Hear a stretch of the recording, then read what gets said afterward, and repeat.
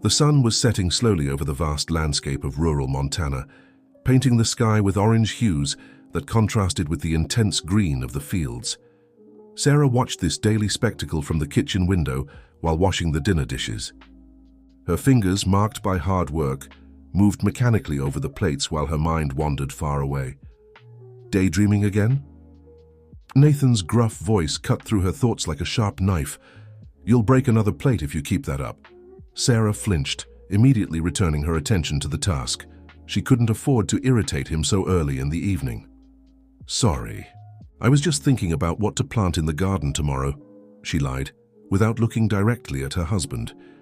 Nathan grunted in response, lighting a cheap cigarette as he settled into the creaking chair in the living room. The smoke invaded the space, making Sarah cough discreetly.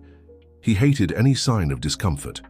Cross Creek Ranch, located miles from the nearest town, was a refuge for those seeking peace and tranquility, but for Sarah, it was her private prison. The wooden house walls, which had witnessed so many humiliations, seemed to close in on her more with each passing day. When she finished the dishes, Sarah dried her hands on her worn apron and walked to the porch. Night had fallen completely, and the sky, now covered with stars, offered a brief consolation to her restless soul.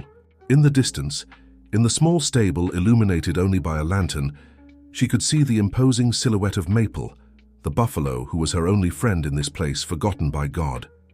Taking advantage of Nathan's deep sleep, intoxicated by the moonshine he drank every night, Sarah descended the porch steps and crossed the yard in silent steps to the stable. The smell of hay and damp earth greeted her, along with Maple's attentive gaze. "Hello, my friend," she whispered, caressing the animal's muzzle. "You're the only one who understands me around here, aren't you?" Maple snorted softly as if responding to her confidence. His large dark eyes reflected an understanding that no human had ever shown her. Sarah sat on the milking stool, feeling the weight of her 32 years, most of them wasted beside a man who had promised love but delivered only suffering. "My father knew what he was doing when he brought you to me," she continued, while brushing the buffalo's black and shiny coat. "He must have known I would need company." Memories of her father, a simple but loving man, brought tears to her eyes. He had died a few months after her marriage, taking with him the last person who truly cared about her. Since then, Sarah had lived isolated on that ranch, with her only connection to the outside world being rare trips to town, always accompanied by Nathan's vigilant gaze. "Tomorrow he's going to town for business," she said to Maple, as if the animal could understand the gravity of her words. "Maybe it's our opportunity." Sarah had been secretly planning an escape for the past few months. After finding Melody's letter and the hidden money, the seed of hope had sprouted in her heart. Every penny saved, every piece of information collected. During rare visits to town, every detail of the path by the river, everything was meticulously stored in her mind. A noise from the house made her stand up abruptly. Nathan might have awakened, and if he found her there, the consequences would be terrible. With one last caress to Maple, Sarah ran back to the house, her heart pounding in her chest. Fortunately, as she entered through the back door, she found that her husband was still sleeping, snoring loudly in the living room chair. Breathing with relief, Sarah went to the bedroom she had occupied alone for years, ever since Nathan decided he preferred sleeping in the living room, closer to the moonshine bottle and the old radio. She lay down on the hard mattress bed and pulled the patched blanket over herself, trying to calm her thoughts. "Tomorrow," she thought, closing her eyes. "Tomorrow might be the day I'm finally free." Sleep was slow to come, and when it finally enveloped her, it brought with it agitated dreams about rushing rivers, endless roads, and a buffalo guiding her through the storm toward freedom. If this story interested you, don't forget to subscribe to our channel and hit like. Tell us what city you're watching from. We continue. Morning arrived with birdsong and the distant lowing of cattle. Sarah awoke before dawn, as she did every day. Her aching muscles protested as she got up to start another day of exhausting work on the ranch. While lighting the wood stove to prepare coffee, her mind revisited the escape plan she had been developing since finding Melody's letter. That night was etched in her memory like fire. It had been 3 months ago, during a particularly strong storm that battered the ranch's roof. Nathan had been drinking more than usual, irritated with business. That wasn't prospering as he expected. Sarah, fearing his anger, had taken refuge in the stable under the pretext of calming the animals frightened by the thunder. It was there, while checking for leaks in the stable roof, that she noticed one of the loose boards in the back wall. When she touched it, the wood yielded easily, revealing a small compartment. Curious and apprehensive, Sarah put her hand in the hiding place and felt the rough touch of a wrapped cloth. When she unrolled, there she found a yellowed letter and some money bills already faded by time. Who could Melody have been? Sarah murmured to herself as she stirred the pot of porridge on the stove. The letter didn't reveal many details about the woman, only her desperation and determination to escape that place. "He always finds them," the note said. Sarah felt a shiver run down her spine as she remembered those words. Who was this woman, and what had happened to her? Had she managed to escape, or... The sound of heavy footsteps interrupted her thoughts. Nathan entered the kitchen, already dressed to go out. His face, marked by time and alcohol, displayed the usual closed expression. "Is the coffee ready?" he asked without looking directly at Sarah. "Yes, I just filtered it," she replied, quickly serving a mug of the steaming beverage. Nathan sat at the table and took a sip of the coffee, making a face. "It's too weak," he complained, pushing the mug away. "Tastes like dirty water." Sarah lowered her head, biting her lip to contain the response that threatened to escape. After so many years, she had learned that silence was her best defense. "I'm going to town today," Nathan announced, taking a piece of bread. "I need to resolve issues at the bank about that land of Joe Small's that I've been eyeing. Don't expect me for lunch." Sarah's heart raced. It was the opportunity she'd been waiting for. With Nathan gone for a few hours, she would have time to finalize preparations and maybe try to escape before he returned. But she needed to be cautious, not show anxiety. "Would you like me to prepare something for you to take?" she offered, trying to keep her voice steady. "No need," he replied, standing up. "I'll be back before nightfall, and don't forget to feed the animals on time.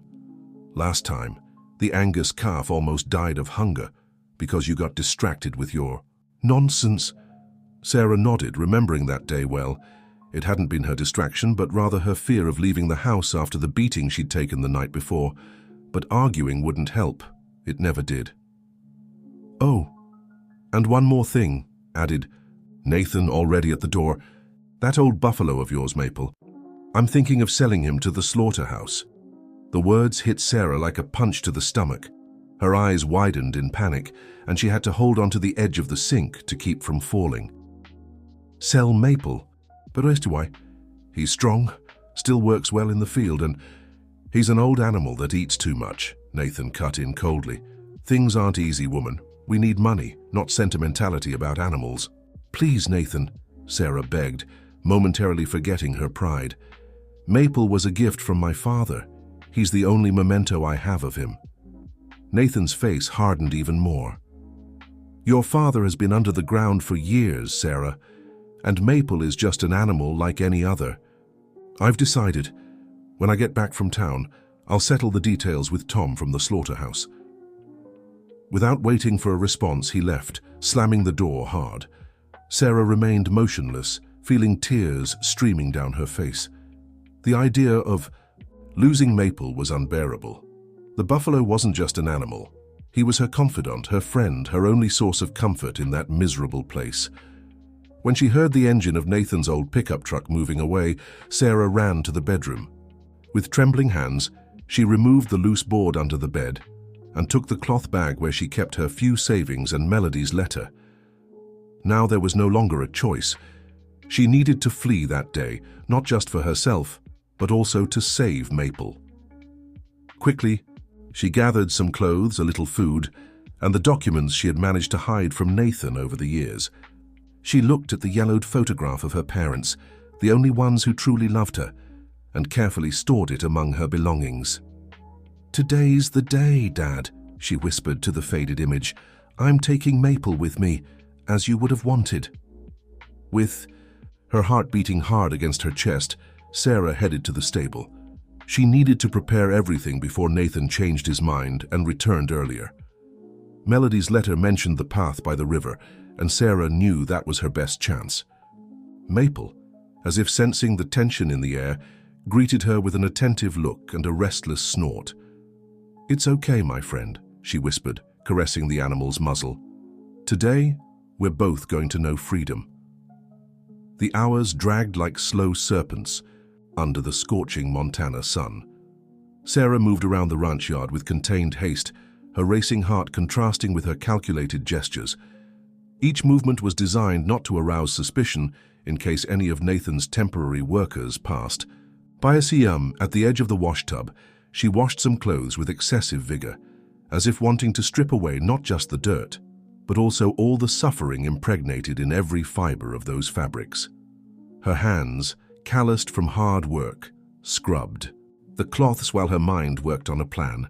"Mrs. Sarah," Wendy's voice, the wife of one of the seasonal workers, brought her back to reality. "Are you okay? You've been scrubbing that shirt for so long you'll end up destroying the fabric." Sarah forced a smile, hanging the item on the improvised clothesline. "I'm fine, just distracted. Nathan went to town and left me a huge list of tasks to finish before he gets back." Wendy nodded, understanding. Everyone in the region knew of Nathan Mendoza's difficult temperament. Rumors about how he treated his wife circulated from mouth to mouth, but no one dared to interfere. In rural areas, family matters were sacred, even when they involved pain and suffering. "If you need help, I'm in the garden," offered Wendy, walking away. Sarah thanked her with a nod, relieved to be alone again. She needed to take advantage of every minute of Nathan's absence. When she finished hanging the clothes, she headed to the barn with determined steps. Along the way, she checked if the small bundle she had prepared was still hidden under the woodpile near the kitchen. In the stable, Maple greeted her with a soft snort. The immense black buffalo seemed to sense that something important was about to happen. Sarah approached and hugged the animal's neck, feeling the comforting warmth of his body. "Everything will be all right, my friend," she whispered. "I won't let him hurt you. We're leaving today, the two of us together." While brushing Maple's shiny coat, Sarah recalled the details of the mental map she had created based on the instructions in Melody's letter. The river was about a 2-hour walk from the ranch, crossing first through the cornfield and then a small stretch of woods. It wouldn't be easy to take Maple along that path, but it was the only route Nathan rarely used. "Mrs. Sarah," the call, came from outside, startling her. It was Tommy, Wendy's oldest son, a boy of about 12. "There's a woman here who wants to talk to you." Sarah felt her blood freeze in her veins. Visits were rare at Cross Creek Ranch, and Nathan didn't like her receiving anyone in his absence. Taking a deep breath to contain her nervousness, she left the stable, closing the gate behind her. At the house entrance, a woman of about 50 was waiting, holding a simple fabric bag. She wore modest but clean clothes, and her sun-marked face showed a life of hard work. "Good afternoon," greeted the stranger. "You must be Sarah Mendoza, right? I'm Catherine, a social worker from the town hall. We're doing a survey of families in the region for the new food basket distribution program." Sarah hesitated, suspicious. In all the years she had lived there, she had never seen a social worker. On the other hand, the current mayor was new, elected a few months ago, and had promised changes. "Nathan isn't here," said Sarah, keeping her distance. "He went to town and will be back later." "That's no problem," smiled Catherine. "I can talk to you. These are just some questions about family composition and property income. May I come in?" The idea of letting a stranger into the house made Sarah freeze.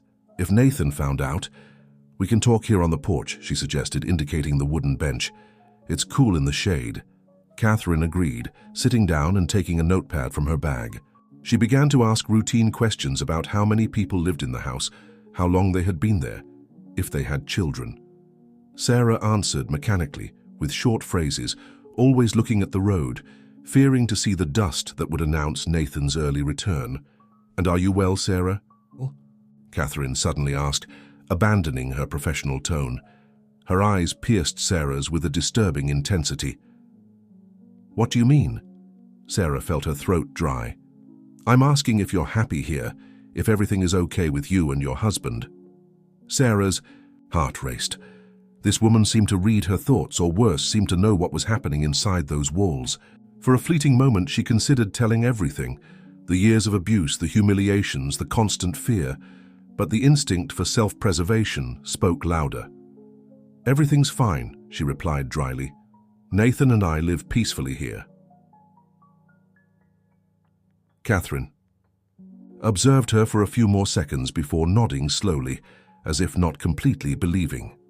"You know, Sarah, there are places that can help women who face difficulties at home. Safe places where no one can hurt them." Sarah felt her face burn. Was it so obvious that she was living a nightmare? Did everyone in the region comment on the hell that was her life with Nathan? "I don't know what you're talking about," she replied, rising abruptly. "I think we've answered all the necessary questions, haven't we?" Catherine sighed, putting away her notepad. "Yes, of course, thank you for your time." As she rose, the woman discreetly let a small card fall on the bench. Sarah picked it up automatically, ready to return it, but the words printed on it caught her attention. Melody's Haven. Support for women in situations of violence. Melody, the same name from the letter. "This is..." Sarah couldn't finish the sentence, looking dumbfounded at Catherine. "A safe place," completed the social worker in a low voice. "For when you're ready to leave. The address is on the back." "It's in Lakewood." Before Sarah could fully process what was happening, a motor noise in the distance made both look toward the road. A cloud of dust was rising, announcing the arrival of a vehicle. "It's him!" exclaimed Sarah, panic evident in her voice. "He came back early." "Keep that card where he can't find it," Catherine quickly instructed, adjusting her bag and assuming a professional posture again. "And remember, you're not alone." Sarah's heart was beating so hard it seemed it would burst from her chest. Quickly, she stuffed the card in her apron pocket and tried to compose a neutral expression. Nathan's pickup truck entered the yard, raising dust, and parked abruptly near the house. Sarah knew that now her plans would have to change. With Nathan back early, the escape planned for that afternoon would be impossible. But the card in her pocket burned like an ember. Melody wasn't just a ghost from the past. She was a symbol of hope for the future. And Sarah was determined not to waste this opportunity. The old pickup truck parked with a jolt, and Nathan got out, slamming the door hard. His face, normally closed, displayed an even darker expression than usual.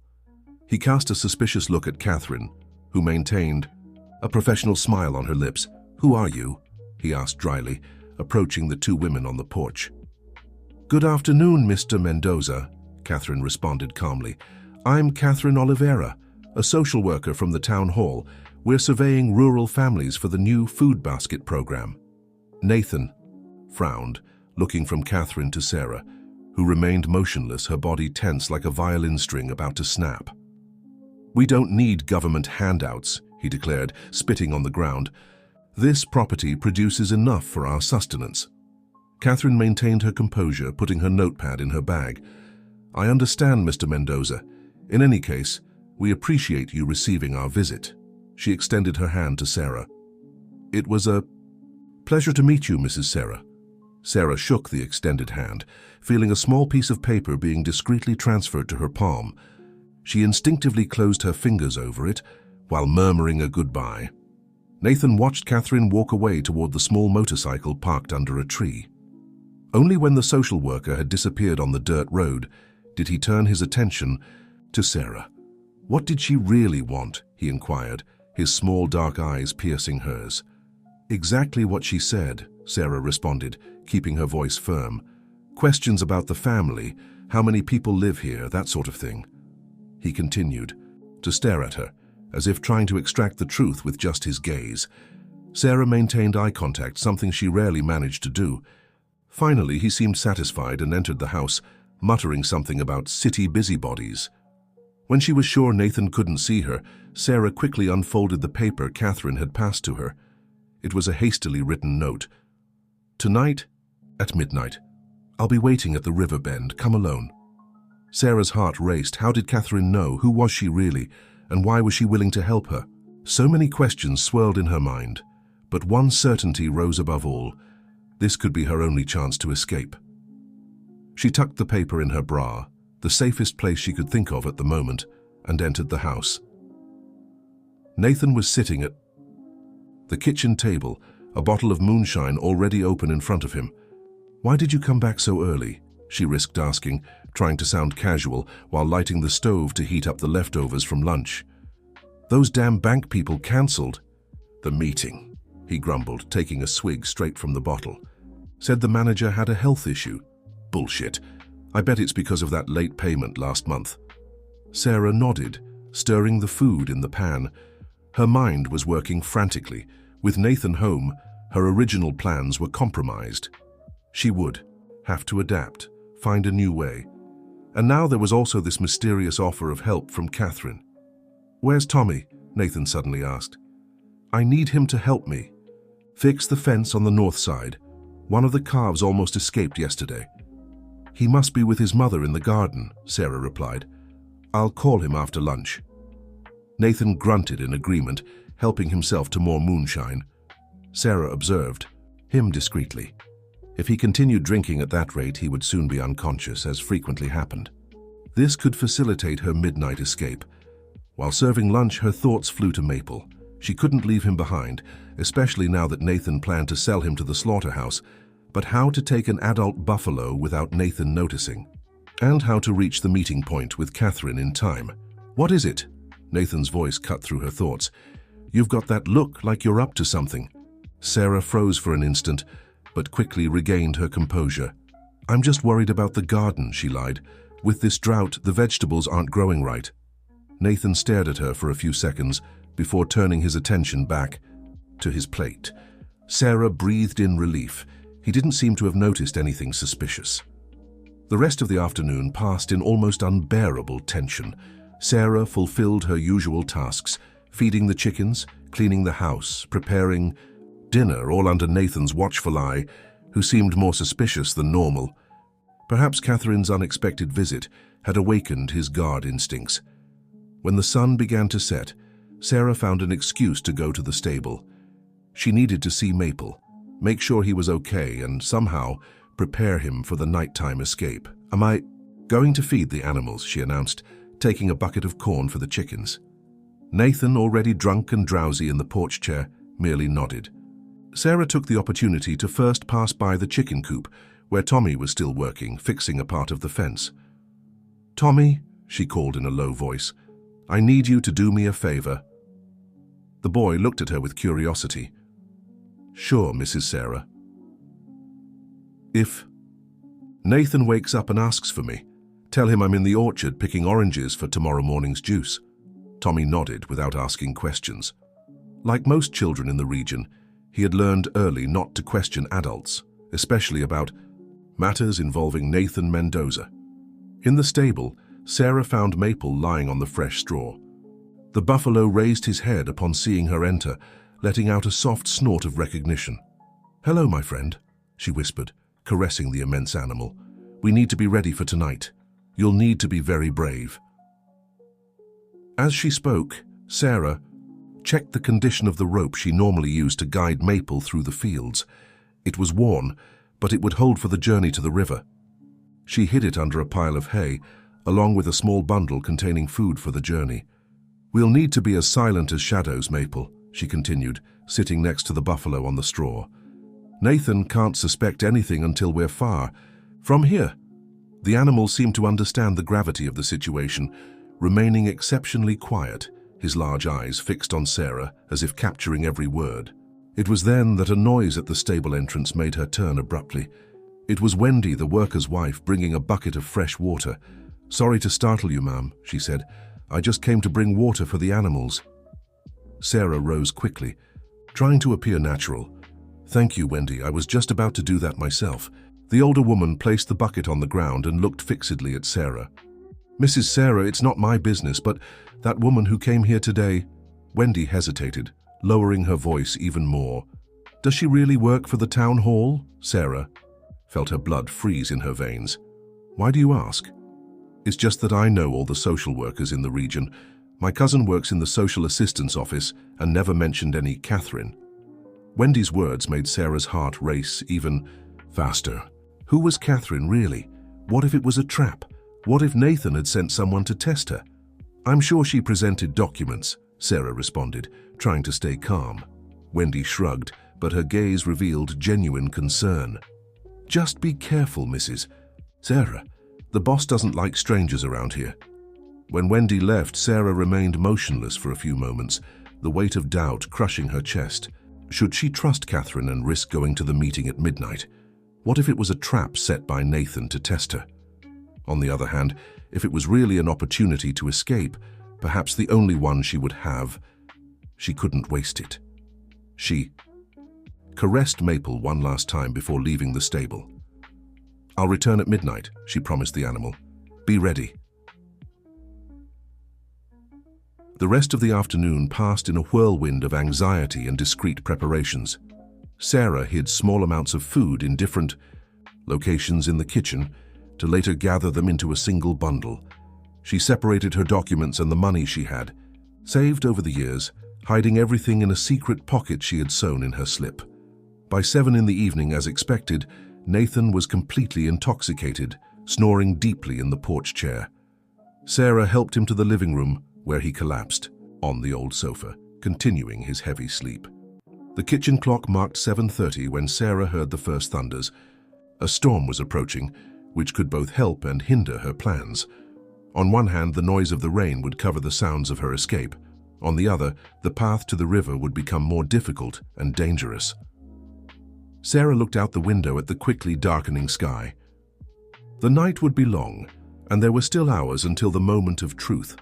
The rain began to fall shortly after 9 o'clock, first in sparse drops that drummed on the zinc roof, then in a constant deluge that transformed the ranch yard into a muddy mess.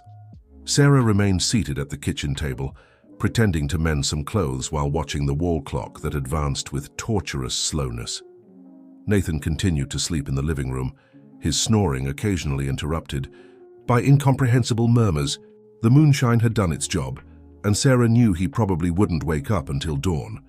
Even so, each noise made her start, each shadow seemed to contain a threat. At 10:30, Sarah put away the mending and rose silently. She went to the back bedroom, where she changed the simple dress she was wearing for long pants and a long-sleeved shirt, Nathan's clothes that she had secretly adjusted for herself over the months. More practical clothing for the escape she was planning.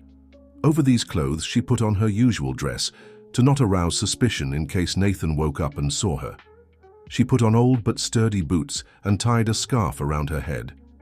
She checked once more the small bundle where she had stored her few valuable belongings: documents, money, Melody's letter, and the faded photograph of her parents.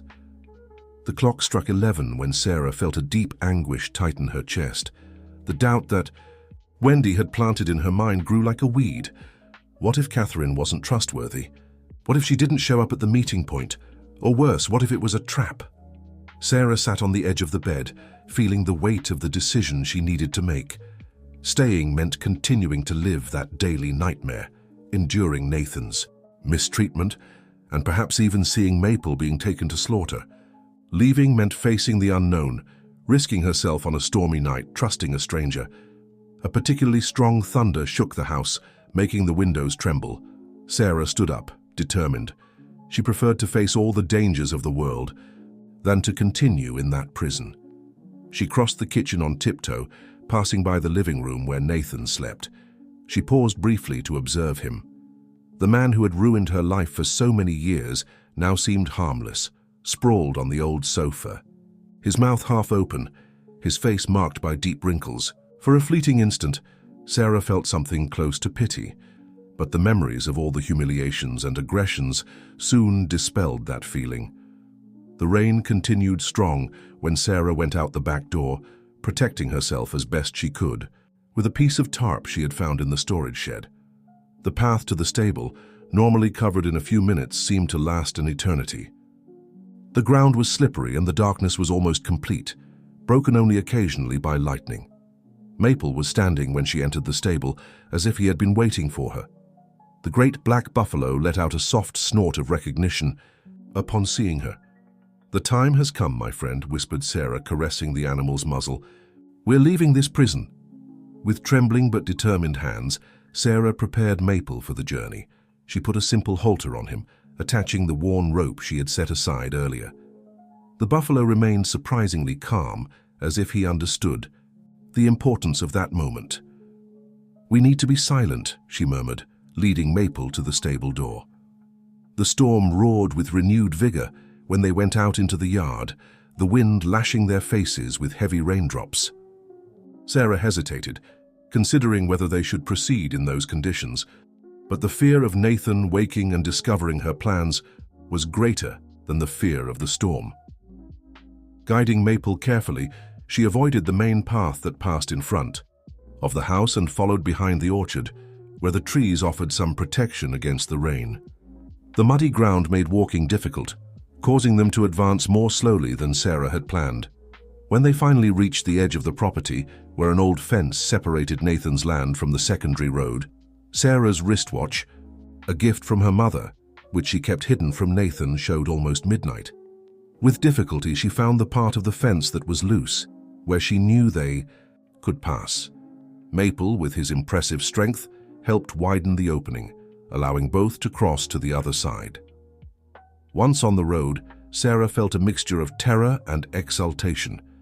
She was outside the property for the first time in years without Nathan's supervision. The sensation was simultaneously liberating and terrifying. The secondary road, little more than a dirt path now transformed into mud by the rain, serpentined through the darkness. Sarah knew that to the right it led to town, where Nathan would certainly look for her first. To the left it continued for several miles of rural area before reaching the river, where Catherine had promised to meet her. "Let's go, Maple," she said, gently pulling the rope to the left. "The river is our best chance." They advanced slowly along the soaked path, Sarah constantly looking back, fearing to see the headlights of Nathan's pickup truck. The rain had diminished a bit, but the darkness remained almost absolute between lightning flashes. The sound of the river reached her ears even before they could see it, a constant and threatening roar, much louder than usual. When they finally reached the curve that gave access to the bank, Sarah stopped, horrified. The river, normally calm and narrow at that point, had transformed into a furious torrent, its murky waters overflowing in several places. The banks, which should be the meeting place with Catherine, were partially submerged. "Catherine," called Sarah, her voice almost lost in the noise of the water and rain. "Catherine, are you there?" Only the roar of the river and the whistle of the wind responded. Sarah felt desperation growing. Had it all been in vain? Had she risked everything only to find more desolation? Maple snorted uneasily at her side, as if also perceiving the danger. Sarah hugged the animal's neck, seeking comfort and warmth. "What will we do now, Maple?" she murmured, feeling tears mixing with the raindrops on her face. "Where will we go?" It was then that a movement on the opposite bank caught her attention. A faint light, like a half-covered lantern, swayed from side to side. Someone was there, making signals. "Catherine!" shouted Sarah, waving frantically. The light swung more vigorously, as if in confirmation. Sarah felt a wave of relief course through her exhausted body. She hadn't been abandoned, but how to cross that furious current? The light began to move along the bank, and Sarah understood that she should follow parallel on her side of the river. She guided Maple carefully over the slippery terrain, keeping her eyes fixed on the light on the other side. After about 10 minutes of difficult walking, they reached a point where the river narrowed a bit, forming a kind of natural gorge. There, surprisingly, was a small boat tied to a half-submerged tree. The lantern light illuminated the face of a woman whom Sarah didn't immediately recognize. It wasn't Catherine, but an older lady with grey hair and a time-marked face. "Sarah?" called the woman, her voice almost inaudible because of the storm. "Yes," responded Sarah, approaching as close as she could to the bank. "Where's Catherine?" "She couldn't come," shouted the stranger. "The main roads were blocked by the rain. My name is Judith. Catherine asked me to help you." Sarah hesitated. Another leap of faith she needed to take. But she looked back in the direction of Nathan's ranch, and knew she had no choice. "How do we cross?" she asked, indicating Maple. "I can't leave him behind." Judith examined the great buffalo with a worried expression. "The boat won't hold his weight," she shouted back. "He'll have to swim across." Sarah looked at Maple, uncertain. The buffalo was strong, but that current seemed relentless. What if he couldn't make it? She couldn't lose her only friend now. As if reading her thoughts, Maple advanced a few steps toward the water, snorting with determination. Sarah held the rope firmly, torn between the fear of losing the animal and the need to move forward. The woman on the other side made a broad gesture. "There's a narrower point. Just ahead," she shouted. "Follow me." Judith moved quickly along the bank, the light of her lantern dancing in the darkness like a beacon of hope. Sarah and Maple followed her on the opposite side, advancing with difficulty through the muddy terrain. Indeed, about 200 yards ahead, the river seemed a bit less threatening. A fallen tree formed a kind of natural bridge, partially connecting the two banks. "We can try here," shouted Judith. "The buffalo can swim in this stretch. The current is weaker." Sarah looked at the dark and turbulent water, then at Maple. The decision she made in the next few minutes could seal the fate of both. But time was running out. At any moment, Nathan could wake up and discover her escape. "Let's try, Maple," she whispered, caressing the buffalo one last time before guiding him toward the riverbank, where their destiny awaited. If this story interested you, don't forget to subscribe to our channel and hit like. Tell us what city you're watching from. We continue. The roar of the river seemed to swallow all other sounds of the night as Sarah approached the bank. The murky water, occasionally illuminated by lightning, ran swiftly, dragging branches and debris. Maple snorted nervously at her side, his eyes reflecting the fear that Sarah tried not to show. "I don't know if we can make it, my friend," she whispered to the buffalo, caressing his soaked coat. "But we don't have a choice, do we?" From the other side of the river, Judith kept the lantern raised, the beam of light trembling under the rain that had started to fall with intensity again. "You have to go first," shouted the woman, her voice almost lost in the noise of the storm. "Cross by the fallen tree, then we'll guide the buffalo." Sarah examined the tree that served as an improvised bridge. It was an old oak that the force of the flood had uprooted from one of the banks. Its robust trunk created a narrow and slippery passage over the turbulent waters, but it didn't reach completely to the other bank. There would be a stretch of at least 6 feet, where it would be necessary to enter the water. The idea of leaving Maple, even temporarily, made her stomach turn. What if he got scared and ran away? What if the current swept him away while she was on the other side? "I can't abandon him," she shouted back to Judith. "He's all I have." Judith seemed frustrated by the distance and the difficulty of communication under the storm. She made broad gestures, indicating that time was passing. "If we don't cross, soon it will be too late," shouted the woman. "Nathan might wake up at any moment." The mention of her husband's name made Sarah shudder. She knew Judith was right. They couldn't wait for the rain to diminish or for the river to calm down. It was now or never. Sarah looked at Maple, her eyes filling with tears that mixed with the raindrops. "I'll cross first, my friend," she said, resting her forehead on the buffalo's muzzle. "Wait here. I promise I won't abandon you." She firmly tied the rope that held Maple to the trunk of a nearby tree. The animal, as if understanding the gravity of the situation, remained strangely docile and quiet. With her heart beating hard against her ribs, Sarah approached the fallen tree. The wood was slippery, and the rain didn't help.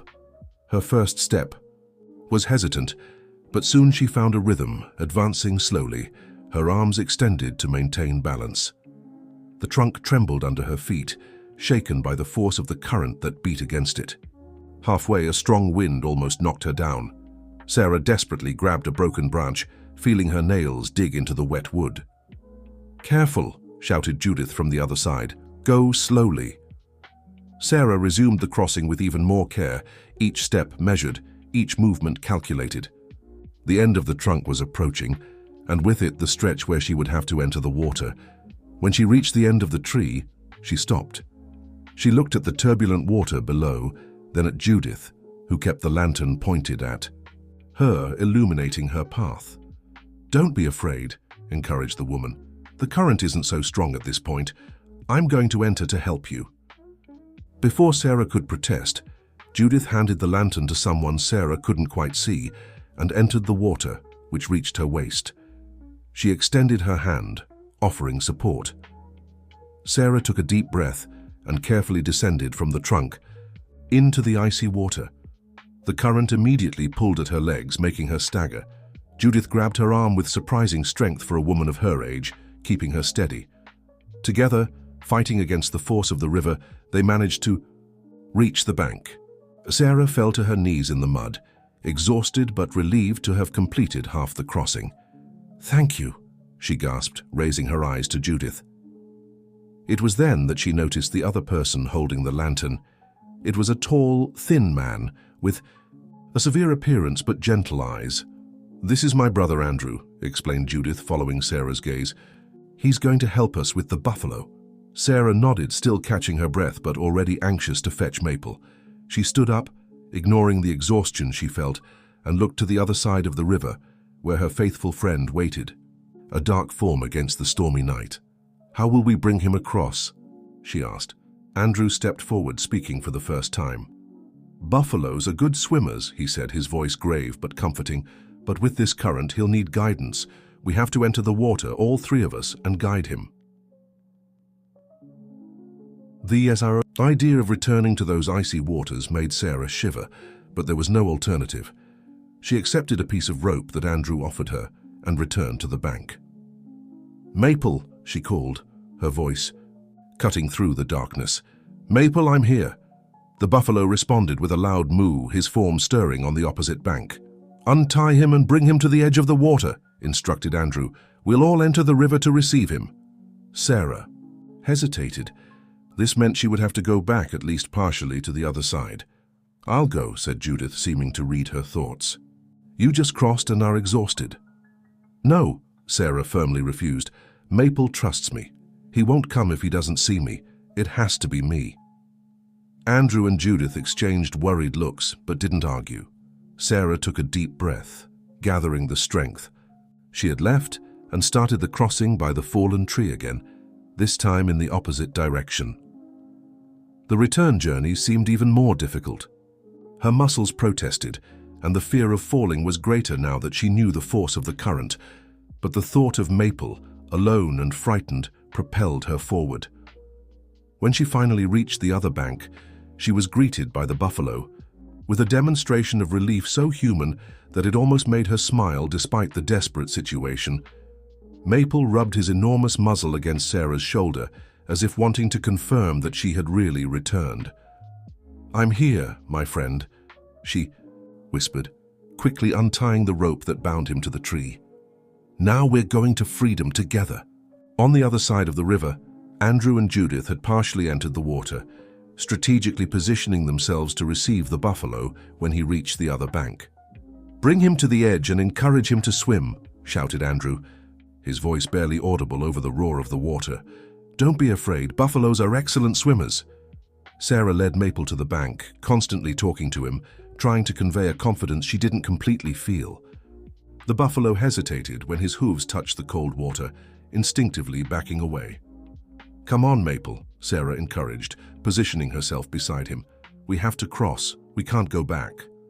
Lightning illuminated the sky at that moment, followed by the rumble of thunder so close that Sarah felt the vibration in her chest. Maple snorted in fear, and she worried he might panic and run away. But surprisingly, the animal took a step forward, entering the water. Sarah entered with him, holding the rope firmly, the icy water quickly rising to her waist. The current was stronger than she had imagined, making her struggle to stay on her feet. "That's it," she shouted when Maple continued advancing, the water now reaching his neck. "Let's go, my friend." The moment Maple lost contact with the riverbed was terrifying. The immense animal began to swim, moving with a strength and determination that left Sarah amazed, even in that dangerous situation. She found herself being pulled by the rope, unable to keep her feet on the ground. "Release the rope and climb." "The tree!" shouted Andrew from the other side. "Let us catch him here." Sarah hesitated. Letting go of Maple meant abandoning him to the force of the current, but holding the rope meant being dragged by him, possibly into the middle of the turbulent river. "Trust us," insisted Judith. With a heavy heart, Sarah released the rope and struggled to reach the fallen tree. She grabbed a branch and, with superhuman effort, hoisted herself onto the trunk, her soaked clothes weighing like lead. Maple swam vigorously against the current, his enormous head raised above the water, his eyes fixed on the opposite bank, where Andrew and Judith waited. The rope floated at his side, occasionally tangling in his horns. "Come on, Maple," Sarah shouted as she advanced again along the tree, accompanying the buffalo's progress. "You can do it!" The animal's crossing seemed endless. Several times the current dragged him downstream, making Sarah fear he would be carried away by the river. But Maple fought with extraordinary determination, swimming diagonally against the force of the water. When he finally approached the other bank, Andrew and Judith entered deeper into the river, both holding ropes. With impressive skill, Andrew lassoed Maple's horns, while Judith managed to grab the rope that floated beside the animal. "Pull!" shouted Sarah, still on the tree, about to reach the other bank. With joint effort, Andrew and Judith guided Maple to the bank, where the buffalo finally found support for his feet. Exhausted but victorious, the animal advanced onto firm ground, shaking himself vigorously, spraying water in all directions. Sarah jumped the last few yards from the tree, falling awkwardly in the mud of the bank, and ran to embrace Maple. Tears of relief mixed with the rain on her face as she sank her fingers into the soaked coat of the animal. "We made it, my friend," she whispered against the warm flank of the buffalo. "We made it." "We don't have time to celebrate," interrupted Andrew, his voice urgent. "We have to move forward before Nathan discovers your escape." Sarah nodded, suddenly reminded of the danger they were still in. They were on the other side of the river, yes, but still within the territory that Nathan knew well. They needed to get as far away as possible before dawn. "Where are we going?" she asked, looking at the two strangers who had risked their lives to help her. "To Melody's Haven," responded Judith, a small smile appearing on her tired face. "It's the safe place that Catherine mentioned. It's a few miles from here, but we have a jeep hidden further up the trail." Sarah felt a wave of hope warming her frozen chest. Melody wasn't just a name in an old letter. She was a legacy of resistance and solidarity that now offered refuge to women like her. "Let's go," she said, straightening her shoulders. "I'm ready."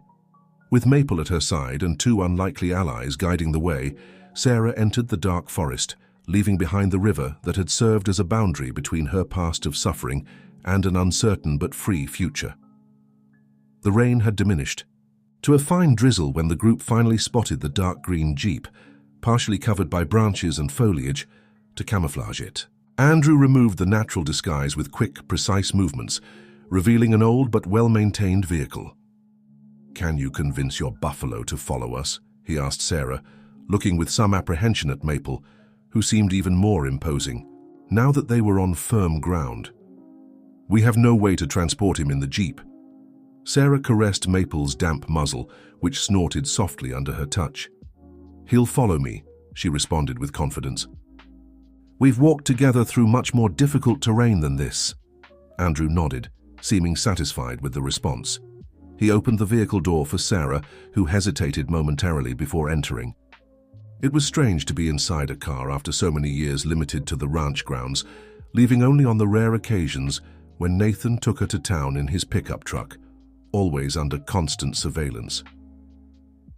Judith took the driver's seat, while Andrew sat in the back. "How long until we reach this place?" asked Sarah, looking nervously out the window in the direction from which they had come. At any moment, Nathan could wake up and discover her escape. "About an hour, if the roads are passable," responded Judith, starting the engine. "With this rain, some parts of the path may be flooded." The vehicle began to move slowly along the muddy trail. Sarah lowered the window and extended her hand outside, holding the rope that secured Maple. The buffalo accompanied the jeep at a constant pace, seemingly tireless despite the exhausting crossing he had just made. "He's truly extraordinary," commented Andrew, observing the animal with admiration. I've never seen a buffalo so loyal to a human being. Sarah smiled for the first time in many hours. Maple isn't an ordinary animal, she said, pride evident in her voice. My father used to say he has the soul of a person. Sometimes I believe that. The conversation died for some time while the jeep advanced along the rural road, illuminating the path with its headlights. The rain was now just a fine mist, and the clouds were beginning to disperse, revealing a still dark sky, but dotted with stars. May I ask who Melody is? Sarah finally questioned, breaking the silence. The woman from the letter I found in the barn. Judith and Andrew exchanged glances through the rearview mirror, as if silently deciding who would answer. Melody Rodriguez was my daughter, said Judith finally, her voice choked with emotion. She was married to Nathan before you. Sarah felt as if the air had been sucked from her lungs. She knew that Nathan had been married before. He had mentioned it briefly in the first days of marriage, but she had never known details. He never talked much about it, stammered Sarah. Of course not, responded Judith, her hands gripping the steering wheel tightly. Nathan doesn't like to remember his failures, and losing Melody was one of them. What happened to her? Asked Sarah, although part of her already suspected the answer. Melody managed to escape from the ranch after years of mistreatment, explained Andrew, his face hardening with the memory. On the third attempt, she finally reached us, but... He hesitated, looking at Judith, who remained concentrated on the road. But it was too late, completed the older woman, her voice now a tense thread. The years of suffering had taken away her will to live. Soon after, Melody disappeared. We never saw her again. Sarah listened in silence, feeling each word as if it were directed at herself. One morning she was simply no longer here. She left a note thanking us for everything, but saying she needed to find her own path to peace. We never saw her again. Do you think she... We don't know, Judith gently interrupted. We prefer to believe that she found a place where she finally felt safe, far enough to rebuild her life. But the truth is, we never had news. Sarah wiped away a tear that ran down her face. Is that why you created the Haven? So other women wouldn't have to flee alone? Judith nodded. Each woman we help, each story of recovery and rebuilding is a tribute to Melody's memory, a way to transform her pain into something meaningful. They remained in silence for some time, each immersed in their own thoughts. The sun was beginning its descent on the horizon, painting the sky with orange tones. And now, Sarah, Judith finally asked, what do you plan to do with your freedom? The question hung in the air like a drifting leaf. Sarah realized that for the first time in her adult life, she truly had the power of choice. She didn't need to flee, hide, or fear. She could build something completely new. I still don't know exactly, she responded, a small smile forming on her lips. But I want it to be something that helps other women as you've helped me. Maybe use my new sewing skills to create something useful, something that generates income and independence. Judith smiled, approving. The sewing workshop could transform into a small business, she suggested. I've already seen your talent. You have skilled hands and an eye for detail. Sarah felt a spark of enthusiasm with the idea. Her own business, financial independence. A life built by her own hands, no longer defined by what Nathan allowed or prohibited. And Maple, asked Judith, what do you plan to do with him? Sarah smiled broadly, this part of the future already clear in her mind. He stays with me, of course. Wherever I go, he goes with me. Perhaps we can settle somewhere with a small plot of land where he has space to graze. We're an inseparable pair now. Judith nodded, satisfied with the response. You know, she said, rising with some difficulty, we have a small cottage at the edge of the property. It was used as a guest house before we transformed this place into the Haven. It has a reasonable plot of land around it, enough for a buffalo and perhaps even for a small sewing studio. If you're interested... Sarah looked at the older woman, moved by the implicit offer. Are you offering me a place to stay, permanently? I'm offering. A place to start, Judith gently corrected. A starting point for your new life. Close enough to still count on our support, but independent enough to build something truly yours. Sarah stood up, and without thinking twice, hugged Judith. The older woman seemed momentarily surprised, but soon returned the hug with equal intensity. "Thank you," whispered Sarah, "for everything, for saving me, for showing me that there is life beyond fear." "You saved yourself," responded Judith, moving away to look her in the eyes. "The moment you decided to cross that river, you had already taken the most important step. We merely extended a hand to help you complete the crossing." Together they began to descend the hill back to the haven where the other women were already gathering for dinner. The sound of conversation and laughter reached them, a reminder that solidarity and compassion could flourish even in the most arid soils. Sarah looked at the sky, now speckled with the first stars of the night. Somewhere, perhaps Melody was, also looking at the same stars. Maybe she would never know the impact that letter, hidden in a barn so many years ago, had had on her life.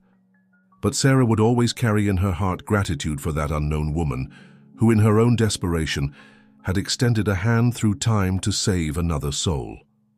The path ahead was still uncertain, full of challenges and discoveries.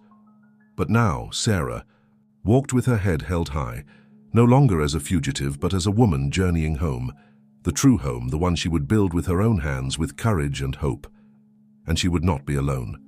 She would have Maple by her side, the faithful buffalo who had accompanied her through the stormy river to freedom.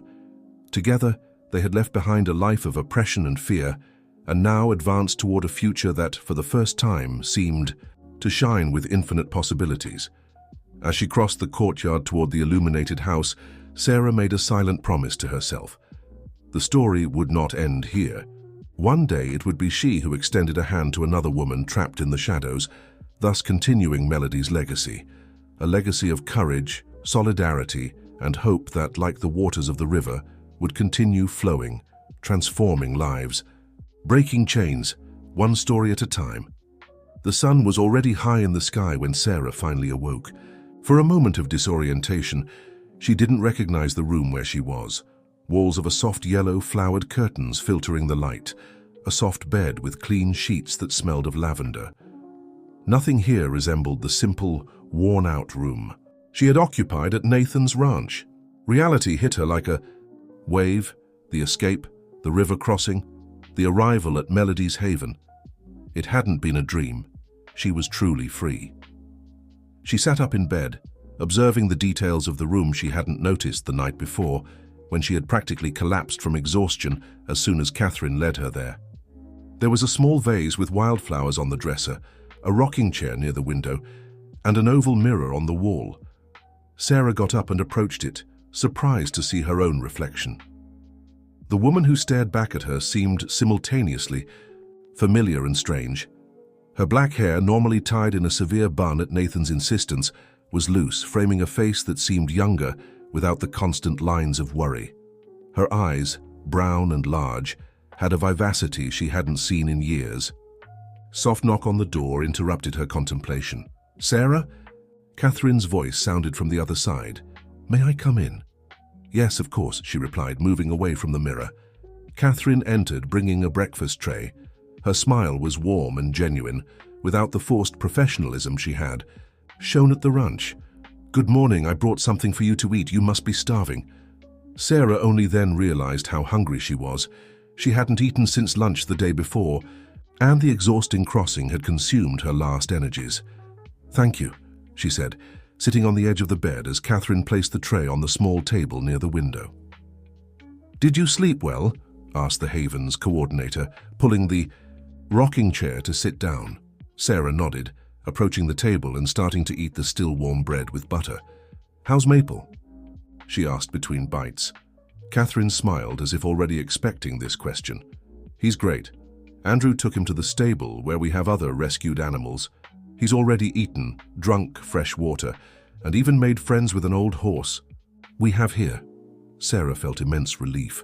Concern for Maple had been her first anxiety upon waking. "Can I see him after breakfast?" "Of course, I'll show you the entire property when you're ready," Catherine replied. "But first, there are some people you need to meet, and we have some practical matters to resolve." Sarah felt a twinge of apprehension. What kind of matters?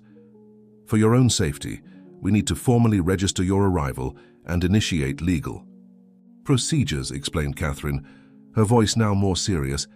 Protection measures, perhaps a formal complaint against Nathan, depending on what you decide. Sarah felt her stomach tighten. The idea of legally confronting Nathan terrified her.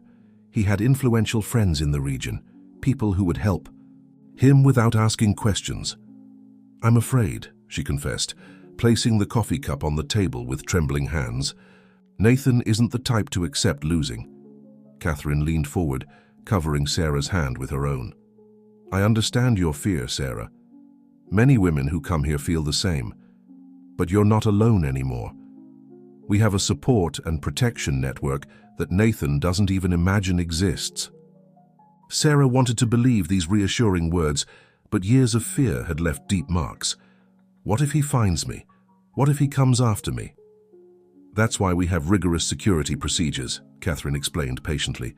The exact location of the haven is known by few people. We have alert and protection systems throughout the property. Besides, she added with a small smile, few men would dare to face Judith and Andrew. This drew a slight smile from Sarah. She remembered the fierce determination of the siblings during the river crossing. After finishing breakfast, Sarah followed Catherine out of the room. The corridor was wide and well lit, with several doors. That, she presumed, led to other rooms similar to hers. They descended a wooden staircase that opened into a spacious room where several women of different ages were gathered, some talking in low voices, others reading or simply looking out the window. All raised their eyes when Sarah and Catherine entered. There was a moment of awkward silence before a younger woman, perhaps in her 20s, approached with a shy smile. You must be Sarah, she said. We heard about your arrival last night. I'm Deborah. One by one, the other women introduced themselves. There was Louise, a grey-haired lady who seemed to be the oldest in the group. Tanya, a young woman of Native American descent with perceptive eyes. Ellie, who carried a little girl of about 3 years old in her arms, and several others whose names Sarah could barely register, still overwhelmed with so many novelties. This is our common room, explained Catherine, leading Sarah through the space. Here, women gather for group activities, conversations, or simply to not be alone. They passed through the kitchen, a spacious and airy space where 2 women were preparing what appeared to be lunch, filling the air with aromas that made Sarah's stomach growl, despite the substantial breakfast she had just eaten. We rotate domestic tasks, explained Catherine. Each one contributes what she knows how to do best, but we also learn new skills. We have craft workshops, basic computer classes, and even professional courses in partnership with the local community college. Sarah absorbed all this information with a mixture of admiration and apprehension. It was so much to process after years of isolation. The tour continued to the exterior of the house. The property was much larger than Sarah had imagined the night before. Besides the main house, there were several smaller constructions. A shed that served as a workshop, a small school where children received lessons, a community garden, and even a small clinic. We have a doctor who comes 3 times a week, Catherine informed as they walked through the garden, and a psychologist who attends daily. Emotional support is as important as physical for someone who has been through what you have. Sarah nodded, although the idea of talking about her traumas with a stranger seemed intimidating. For years, she had locked her emotions in such a deep place inside herself that she doubted she could access them again. Finally, they reached the stable, a spacious and well-maintained construction, with ample stalls where various animals rested or ate peacefully. Sarah's heart accelerated when she spotted Maple's majestic form at the back. Maple, she called, quickening her pace. The buffalo raised his head at the sound of her voice, his large eyes immediately fixing on her. He let out a moo of recognition and approached the fence that delimited his stall.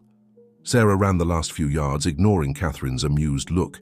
She hugged the buffalo's neck, feeling the familiar texture of his thick coat against her face, the characteristic smell that had always comforted her. "Are you all right, my friend?" she whispered, checking the animal to ensure he hadn't been injured during the river crossing. Maple seemed perfectly healthy, despite the exhausting journey. His coat, now dry, shone under the sunlight that entered through the stable's high windows. "He really is special," commented Catherine, approaching cautiously. "Andrew said he's never seen such a docile and intelligent buffalo."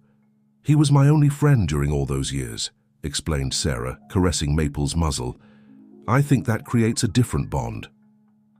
They stayed there for some time, Sarah introducing Maple to Catherine, who initially maintained a respectful distance from the immense animal, but gradually gained confidence to caress him under Sarah's watchful eye. On the way back to the main house, they passed a small grove where some women were gathered, apparently in an outdoor counseling session. One of them, a thin woman with short hair, raised her eyes when they passed. Her gaze met Sarah's for an instant, and something in those eyes, a mixture of recognition and deep understanding, made Sarah shudder. "Who is that woman?" she asked Catherine when they were at some distance. "That's Teresa, our psychologist," Catherine responded. "She was also a victim of domestic violence before becoming a therapist. That's why she can connect so well with the women who come here." Back at the house, they found Judith on the porch, talking with a man Sarah didn't know. Both fell silent when they saw her approach. "Ah, Sarah," Judith greeted, standing up. "I was just talking about you. This is Dr. Edward, our lawyer. He helps women with legal issues." The man, middle-aged and with a kind appearance, extended his hand to Sarah. "It's a pleasure to meet you, Mrs. Sarah. Judith told me about your courage last night." Sarah felt her face warm with the undeserved compliment. She didn't consider herself brave, just desperate enough to risk everything. "We have some matters to discuss," said Judith, indicating the porch chairs.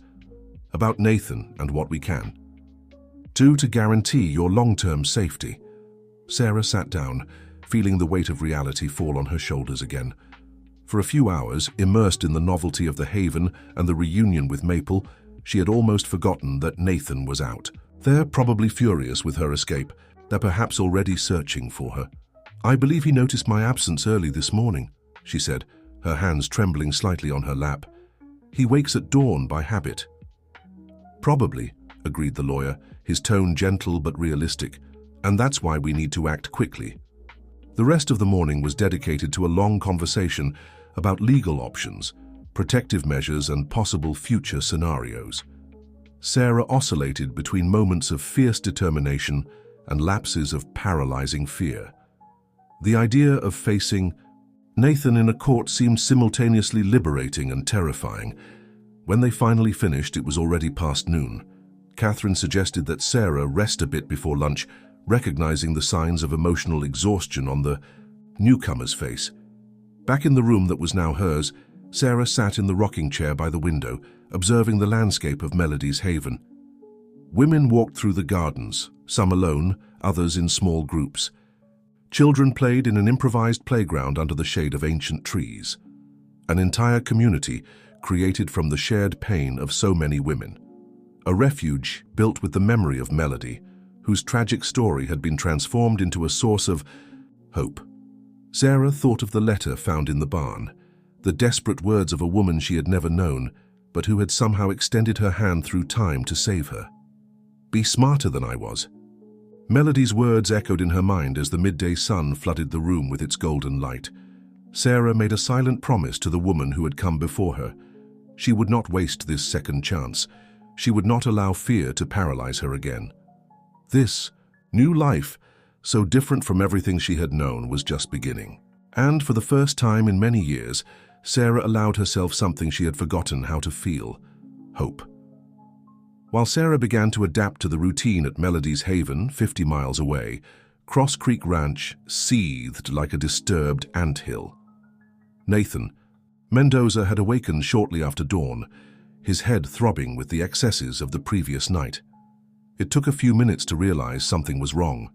The house was strangely silent, without the usual noise of Sarah preparing breakfast in the kitchen. "Sarah," he called from the living room, his voice hoarse from moonshine and sleep. There was no response. Irritated, he got up from the sofa where he had spent the night and stumbled to the kitchen.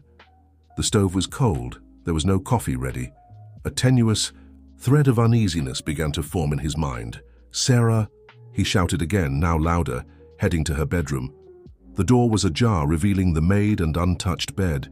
Nathan felt anger growing, mixed with an uncomfortable sensation he rarely experienced: fear. He went through the entire house, calling for her, checking each room with increasing urgency. When he finally went out to the yard, the sun was already high, bathing the ranch in a golden light that contrasted with the storm forming inside Nathan. Wendy, who had just arrived for another day of work, instinctively backed away upon seeing his expression. "Where's Sarah?" he asked, approaching menacingly. "I don't know, boss," replied Wendy, keeping her eyes lowered. "I just arrived." Nathan growled something incomprehensible and headed to the stable with wide steps. The absence of Maple was what finally confirmed his suspicions. Sarah had fled and taken the damned buffalo with her. The fury that took him was visceral, primordial. Nathan kicked a nearby bucket, sending it flying through the air, then grabbed a pitchfork and hurled it against the wall with such force that the wooden handle broke in two. Tommy, who was feeding the chickens nearby, moved away silently, seeking refuge with his mother. Both watched from a distance as Nathan methodically destroyed everything in his path, his anger overflowing in a violence that normally would have been directed at Sarah. When he finally calmed down enough to think clearly, Nathan returned to the house. He took his shotgun from the wall in the living room and checked if it was loaded. Then he went to the pickup truck, started the engine with a furious roar, and accelerated down the dirt road, raising a cloud of dust behind him. Wendy and Tommy exchanged worried looks as they watched him leave. As soon as the pickup truck disappeared around the bend, Wendy pulled her son into the house. "Go to town," she instructed, retrieving a small cell phone hidden in the bottom of her bag. "Find Mr. Andrew and give this to him. Don't talk to anyone else, understand?" The boy nodded, taking the phone and hiding it in his pocket. "Is it about Mrs. Sarah?" he asked, his large eyes revealing that he understood more than he let on. "Yes," replied Wendy simply. "Now go, and be quick." Meanwhile, at Melody's Haven, the day was proceeding with a tranquility that seemed almost surreal to Sarah. After the communal lunch, where she met more women and heard fragments of painfully familiar stories, she spent some time with Teresa, the psychologist. Initially reluctant to open up, Sarah was surprised by the ease with which the words began to flow. There was something in the way Teresa listened to her, without judgment, without rush, only with a deep understanding, that broke down the barriers carefully constructed over the years. The hardest part wasn't the physical aggression, confessed Sarah, sitting on a bench under a leafy tree. It was the isolation, the constant sensation of being trapped in an invisible cage. Teresa nodded, her eyes revealing she knew that feeling intimately. "Emotional control is the most powerful tool of abusers," she responded. "They make us feel incapable, dependent. They cut our ties with the outside world until their reality becomes the only one we know." The session had left Sarah emotionally exhausted, but also strangely relieved, as if she had finally begun to drain a long infected abscess. Now, walking toward the stable for her evening visit to Maple, Sarah reflected on how much her life had changed in just 24 hours. The previous morning seemed to belong to another existence, to another person. She was so immersed in her thoughts that she didn't immediately notice the unusual movement near the main house. Several women were gathered on the porch, their tense faces showing that something had happened. Catherine walked hurriedly among them, giving instructions in a low voice. Sarah felt a shiver run down her spine. She changed direction and approached the group, noting that the children were being led inside the house. "What happened?" she asked a woman passing with a baby in her arms. "Security alert," she replied briefly. "We received a message from one of our contacts in town." Sarah's heart accelerated. It could only mean one thing: Nathan. She looked for Catherine among the women and finally found her near the house entrance, speaking on a radio communicator. "Catherine," she called, her voice trembling. "It's him, isn't it? Nathan found me." The coordinator raised her eyes, surprised to see her there. "Not yet," she replied, turning off the radio. "But he's looking." Wendy sent an alert. Nathan left the ranch armed, furious. He's interrogating people in town, showing your photo, threatening those who don't cooperate. Sarah felt her legs weaken. She leaned against the nearest wall to avoid falling. "He'll find me," she whispered, the familiar terror threatening to dominate her. "He always does." Catherine approached, holding her by the shoulders. "Not here," she said firmly. "He doesn't know about the existence of the haven. Only our allies know the exact location. But as a precaution, we're activating our security protocols." Before Sarah could respond, Andrew appeared, his normally calm face now marked by concern. "He's in town intimidating everyone," he informed Catherine. "He's already been to the sheriff's office, but the sheriff, thank God, is our ally. He said he had no information." "What about Wendy?" asked Sarah, suddenly worried about the woman who had risked so much to help her. "Does Nathan suspect her?" "For now, no," replied Andrew. "She's smart, pretended to be as surprised as him by your disappearance, but we can't guarantee he won't turn his suspicions toward her eventually." Catherine nodded gravely. "We'll bring her here at the first sign of danger," she assured Sarah. "For now, we need to reinforce our security measures. Andrew, organize the guard shifts. I want someone at the main gate 24 hours a day." Sarah watched this mobilization with a mixture of gratitude and guilt. All these people were risking themselves for her, a woman who until the day before was a complete stranger. "I'm sorry for bringing this problem to you," she said softly. "Maybe I should leave, go somewhere farther away." Catherine turned to her eyes conveying a fierce determination. "Don't even think about it," she replied firmly. "That's exactly what men like Nathan want, for us to keep running, hiding, living in fear. Melody's Haven exists precisely to break that cycle." Judith, who had just arrived, added, "My daughter escaped from Nathan's ranch 3 times. In the first 2, she was alone, and he found her. The 3rd time, she had our support, but years of abuse had already destroyed something inside her." The older woman's voice faltered slightly. "We won't allow history to repeat itself." Judith's words struck deep in Sarah. Melody had tried the same path, but without adequate support. Now her legacy offered Sarah a chance that she herself hadn't had. The rest of the day passed in a state of contained tension. The Haven's routine continued, but with an underlying layer of vigilance. Children were kept inside the buildings. Women took turns at strategic points on the property, always alert to any suspicious movement. Sarah spent much of the afternoon in the stable with Maple, finding comfort in the buffalo's peaceful presence. The animal seemed to sense her uneasiness, for he remained exceptionally docile, occasionally rubbing his muzzle on her shoulder, as if wanting to assure her that everything would be all right. At night, they gathered in the common room for dinner. The atmosphere was quieter than usual, but no one directly mentioned the reason. Instead, the women shared stories of overcoming, of small and large victories against their oppressors. "My ex-husband swore he would find me wherever I went," recounted Louise, the gray-haired lady Sarah had met that morning. "For 3 years, I lived in hiding, constantly changing towns. Until one day, thanks to Catherine and the support network, I got a protective order and could finally stop running.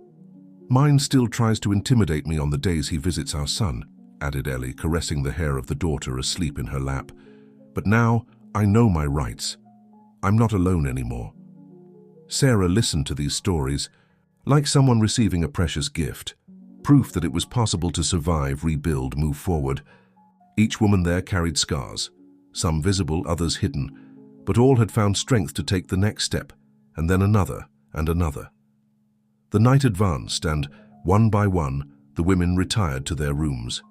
Sarah remained in the common room, longer, unable to face the loneliness of the room where she knew nightmares awaited her. Catherine, noticing her discomfort, sat beside her. "Want to talk?" she gently offered. Sarah nodded, grateful for the company. "I'm afraid to sleep," she confessed. "Every time I close my eyes, I see Nathan finding me, dragging me back to that hell." Catherine covered her hand with her own, a simple gesture of solidarity. "It's normal," she assured. "Fear doesn't disappear overnight. It's part of the healing process." They remained in silence for a few moments, only the tick-tock of the antique clock on the wall marking the passage of time. Outside, the night was clear and starry, so different from the storm that had accompanied Sarah's escape. "Do you think one day I won't be afraid of him anymore?" Sarah finally asked, her voice barely more than a whisper. Catherine considered the question for a moment before responding. "I can't promise that the fear will completely disappear, but I can guarantee that you'll learn not to let it define or control you. Fear will become just a part of your story, not the final chapter." Sarah absorbed these words, finding in them a truth that resonated deeply. For the first time, she allowed herself to visualize a future beyond Nathan, beyond fear. "You should rest now," suggested Catherine, standing up. "Tomorrow will be another full day." Sarah nodded and headed to her room. Before sleeping, she approached the window and looked at the starry sky, so vast and free. Somewhere out there, Nathan was looking for her, consumed by the desire for possession and revenge. But here, protected by women who understood her pain because they had lived it, Sarah began to believe that maybe, just maybe, she could really escape from the shadow that had pursued her for so many years. With that thought, she lay down on the soft bed and, surprisingly, plunged into a deep and dreamless sleep, the rest of the truly exhausted, but also of those who, for the first time in a long time, feel safe. 3 weeks passed since Sarah's arrival at Melody's Haven. The days had acquired a comforting routine. In the morning, she helped in the kitchen, preparing coffee for all the residents. Then she participated in one of the professional workshops. She had chosen to learn sewing, a skill she had always wanted to develop. In the afternoon, she had her session with Teresa, the psychologist, followed by free time that she invariably spent with Maple in the stable. That Saturday morning, Sarah woke with the first rays of sun. Something had changed within her, a lightness, a sensation of possibility she hadn't felt in years. She dressed quickly and headed to the kitchen, where she found Ellie already preparing bread dough. "Good morning," she greeted, rolling up her sleeves. "Need some help?" Ellie smiled, pointing to the fruits on the table. "You can start cutting those for the fruit salad. We'll have important visitors today." Sarah nodded, curious. In recent days, the initial tension provoked by Nathan's furious search had gradually diminished. He continued looking for her, but his advances became increasingly less frequent and more desperate. According to informants in town, he had started drinking even more, pushing away even the few friends he had. While skillfully cutting the fruits, Sarah thought about how her life had transformed. Fear still existed, as Catherine had predicted, but it no longer completely consumed her. In sessions with Teresa, she had learned to recognize the signs of anxiety and control them before they became overwhelming. "What are you thinking about?" asked Ellie, noticing her distant look.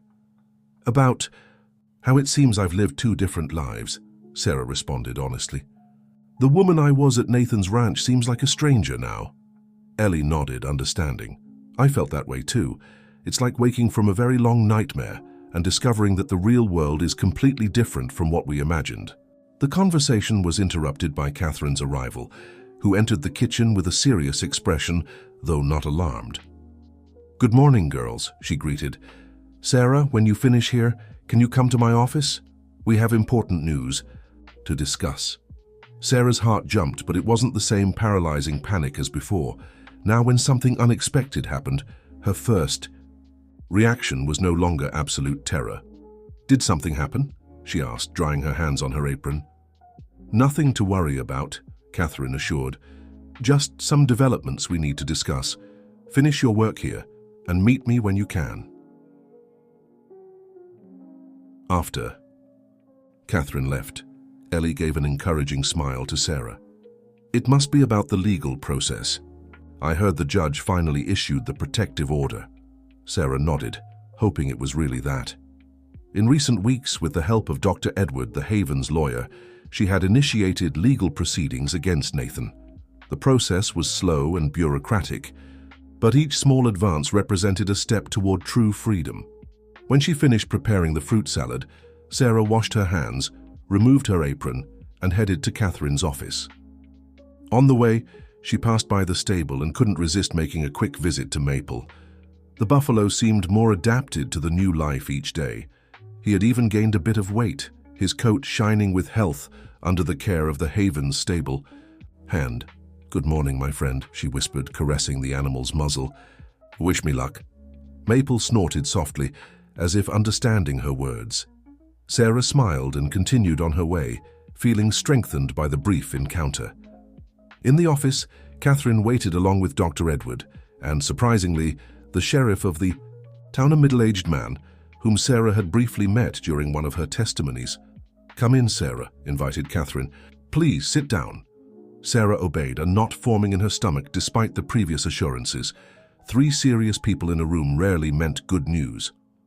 "What happened?" she asked directly, preferring to face whatever the situation was immediately.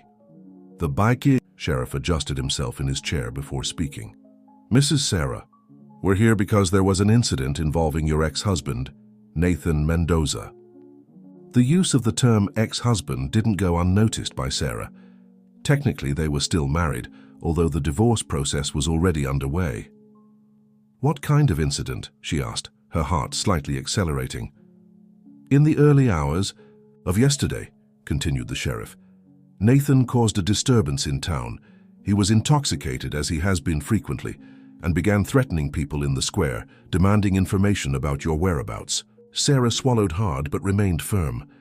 "When one of my men tried to contain him, Nathan reacted violently. There was a fight, and he ended up injuring the officer with a knife he was carrying." "Is he—" Sarah couldn't complete the question. "The officer will recover," the sheriff quickly assured. "And Nathan is detained. That's why we're here. With the flagrant assault on an authority added to your previous complaints, we obtained a preventive detention order.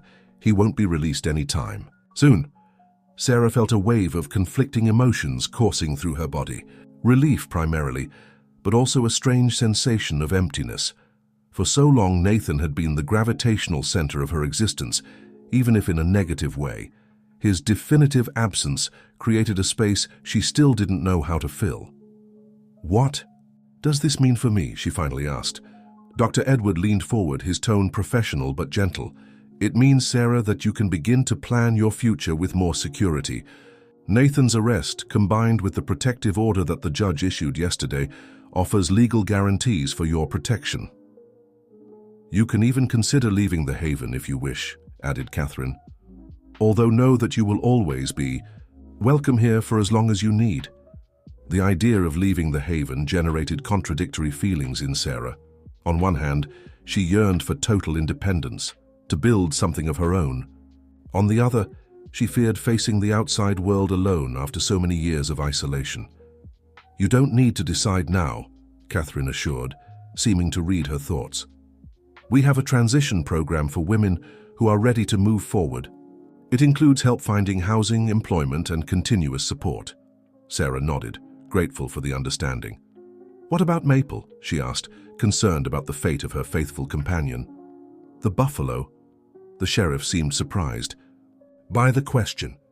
"Well, technically he's considered your property now, especially after what Nathan confessed during the interrogation." "What did he confess?" Sarah felt a chill down her spine. The sheriff hesitated, exchanging looks with Catherine before proceeding. "He admitted that he planned to sell the animal for slaughter. He said he knew how attached you were to him, and that it would be a way of—" The sheriff stopped, clearly uncomfortable. "A way of punishing me for having fled," completed Sarah, feeling a pang of anger. It was so typical of Nathan, identifying what mattered most to her and transforming it into an instrument of torture. "In any case," intervened Dr. Edward, "that only strengthens your legal position. And yes, Maple is officially yours." The meeting continued for some time, with discussions about the next legal steps, additional testimonies that would be necessary, and options for the future. When it finally ended, Sarah felt emotionally exhausted but strangely light, as if an enormous weight had been removed from her shoulders. Instead of returning immediately to her activities, she asked permission to take a walk. She needed to process everything that had happened, all the possibilities that now opened before her. She walked through the Haven's gardens until reaching a small natural lookout at the highest point of the property. From there she could see miles of rural landscape, green fields, small farms in the distance, the river she had crossed on that stormy night serpentining like a silver ribbon under the sun. She sat on a rustic bench, letting the gentle breeze caress her face. For the first time in years, she felt she could breathe completely, without that constant sensation of tightness in her chest that fear provoked. "I thought I'd find you here." Judith's voice startled Sarah. The older woman approached slowly, leaning on a cane that Sarah had never seen her use before. "Catherine told me about Nathan's arrest," said Judith, sitting beside her. "How do you feel?" Sarah considered the question for a moment. "I don't know for sure," she responded honestly. "Relieved, of course, but also confused. It's as if a part of my identity had been removed. For so long, I was Nathan's wife. The victim, the fugitive. Now I need to discover who I am without those definitions." Judith nodded, her wise eyes fixed on the horizon. "Melody never had that chance," she said softly, "to rediscover who she was beyond the suffering Nathan caused. Her?" Sarah felt tears forming in her eyes. There was an unbreakable connection between her and this woman she had never known, but whose legacy had saved her life. "What really happened to her?" she asked, finally ready to hear the complete truth. Judith sighed deeply before responding. When Melody finally managed to escape, she was already extremely fragile. Years of abuse had broken something inside her. She reached us physically, but her mind never really escaped captivity. Judith paused, breathing deeply before continuing. "For a few months, we tried to help her. Therapist, doctors, medications. She even had some good days when she seemed to be improving, but she always relapsed into states of panic, terrible nightmares, flashbacks." Sarah listened in silence, feeling each word as if it were directed at herself. "One morning, she was simply no longer here. She left a note thanking us for everything, but saying she needed to find her own path to peace. We never saw her again." "Do you think she—" "We don't know," Judith gently interrupted. "We prefer to believe that she found a place where she finally felt safe, far enough to rebuild her life, but the truth is we never had news."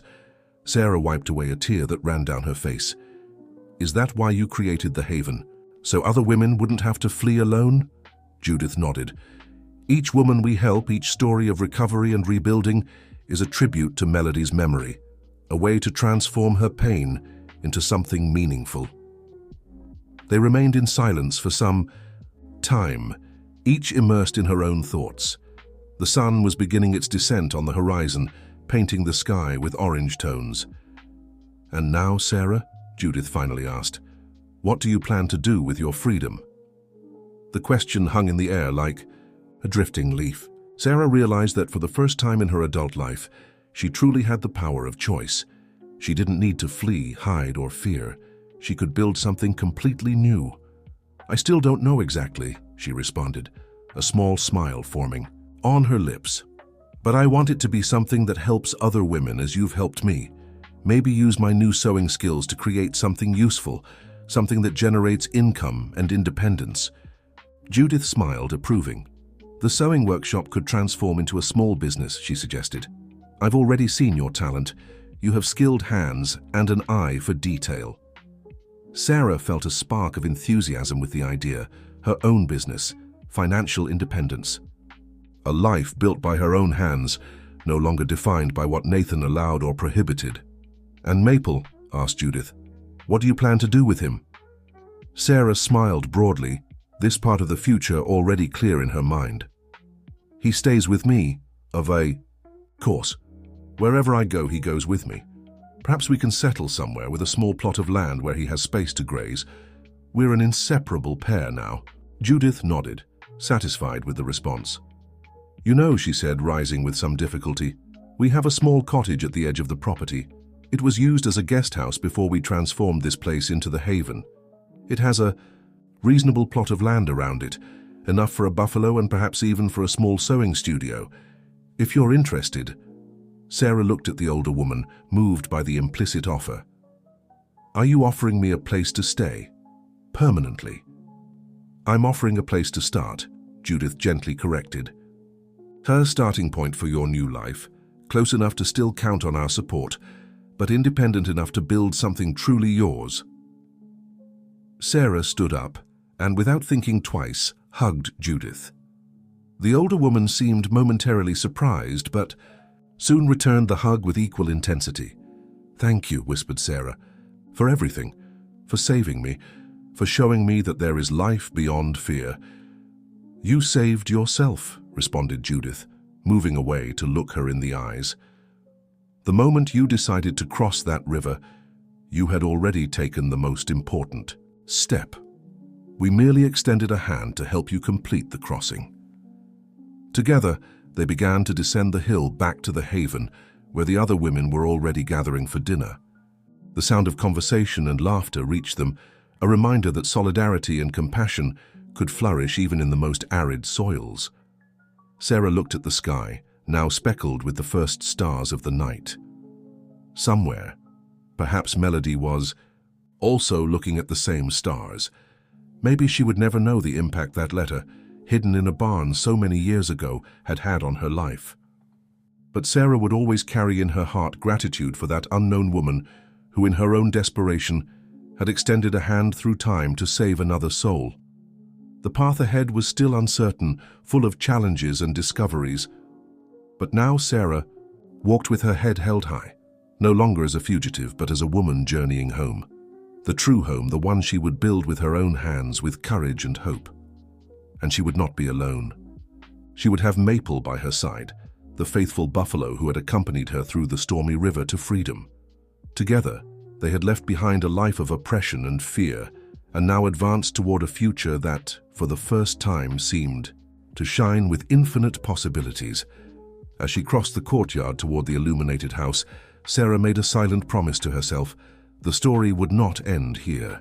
One day it would be she who extended a hand to another woman trapped in the shadows, thus continuing Melody's legacy, a legacy of courage, solidarity, and hope that, like the waters of the river, would continue flowing, transforming lives, breaking chains, one story at a time.